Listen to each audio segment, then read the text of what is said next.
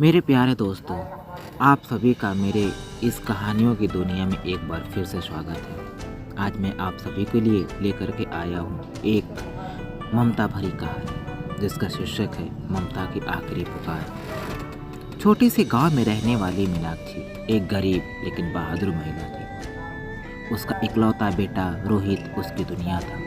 पति की मौत के बाद मीनाक्षी ने अपने बेटे को पालने के लिए हर संघर्ष किया।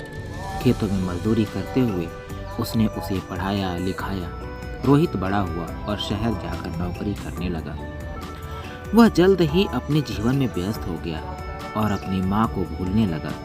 मीनाक्षी ने उसे बार बार चिट्ठियाँ लिखी, लेकिन उसका कोई जवाब नहीं आया। एक दिन गांव में बाढ़ आई और मीनाक्षी का घर बह गया। वह रोहित से मदद की आस लगाए शहर पहुंची। वहां जाकर उसने देखा कि उसका बेटा एक बड़ी हवेली में रहता है। जब उसने दरवाज़ा खटखटाया तो एक नौकर ने दरवाज़ा खोला।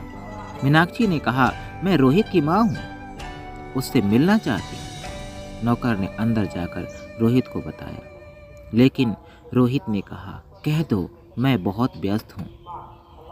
मीनाक्षी ने पूरे दिन इंतजार किया, लेकिन उसका बेटा बाहर नहीं आया। भूखी प्यासी वह वहीं बैठी रही। अगले दिन सुबह जब रोहित बाहर निकला तो उसने देखा कि उसकी माँ ठंड और भूख से वही सीढ़ियों पर मर चुकी थी। उसके हाथ में एक पर्ची थी जिस पर लिखा था, रोहित, मैंने तुम्हें इस लायक बनाया कि तुम बड़े आदमी बनो, लेकिन शायद मैं भूल गई कि मैं तुम्हारे लिए अब बोझ बन गई हूँ। मेरी ममता हमेशा तुम्हारे साथ रहेगी।